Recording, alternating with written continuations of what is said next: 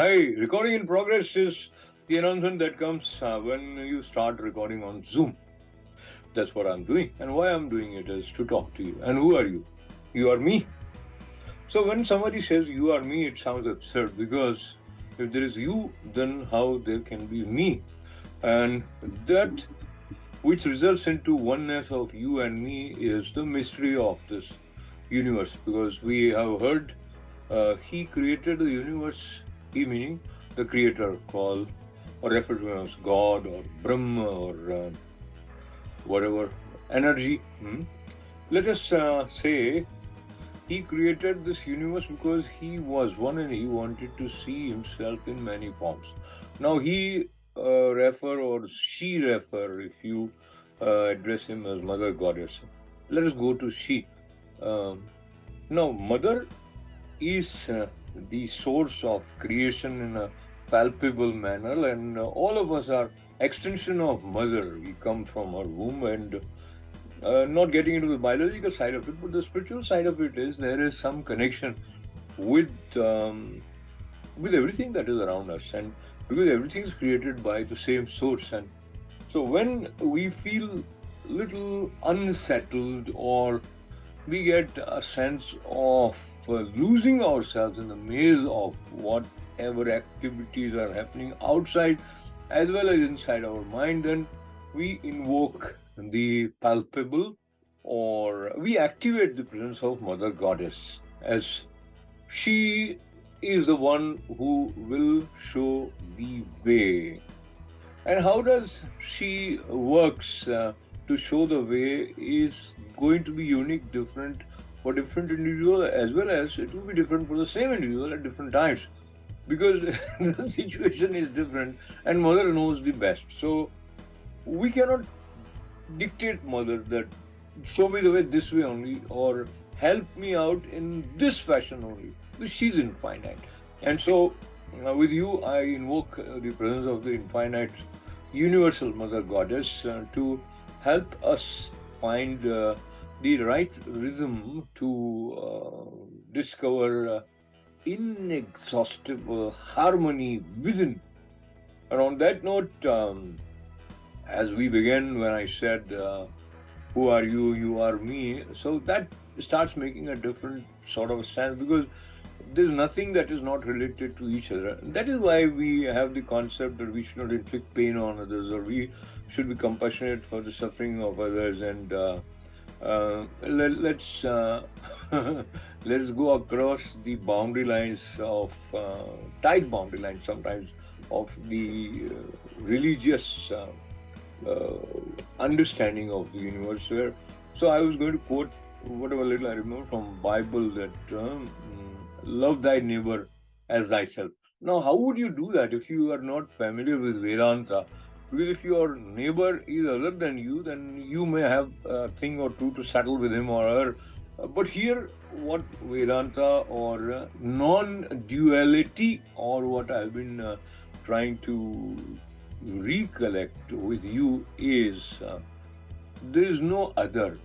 So this otherness gone out the window leads to a sense of fearlessness. But if it is not actually a part of our experiential orbit, then it may make us appear as hypocrite, because sometimes we will say that, oh, you and me are one, but we will be paying more attention to our own selfish interests, and we'll have more concern about what am I getting out of this negotiation, rather than having a win-win situation for having. So Indian soil, Bharatiya Darshan, especially from the point of view of Vedanta, is a way to move towards win-win situation for all, because each one is to be respected, each one is to be loved, and the logical, convincing reason why you should love another human being as yourself is also given by Vedanta Darshan. Where should we where should we conclude? If we want to make it circular, we say in musical language that you come to the point of some, in Hindi they say sam par aa gaya, but what do you say? You reach the crescendo, or that harmonious powering of the moment on the level of experience and realization. In order to do that, let us touch the root again.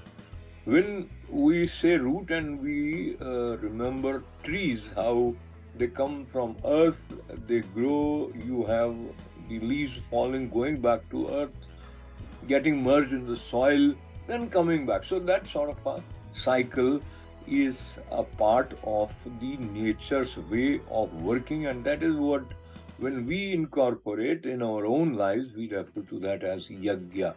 So we should always be grateful to everything that we have received, including breathing. So let us focus on breath and be grateful that we have this wonderful body-mind apparatus which helps us in breathing, and breathing is the most precious foundation or base for all the experiences that are unfolded as we live or celebrate or experience life. And the best way is to be discovered by each one of us in our own unique way. And it will, again, as I mentioned earlier, be different at different times. So you cannot have a formula to be applied at all the places at all the times. This need to come up with new formula at different times keeps life creative, challenging, and interesting. So on that interesting note, what we think is probably the common feature at all times is being grateful leads to that space which enables us to manifest our generosity, which also gives us access to creative expression, and most important, joy. So stay happy, stay full of joy, and my gratefulness for you for being a part of this sharing process, which is uplifting for me. And if you are me, it is uplifting for you also. Wishing lots and lots of love, good wishes, growth, clarity, and harmony, and whatever it is that helps you in attaining your fullness, realizing your fulfillment.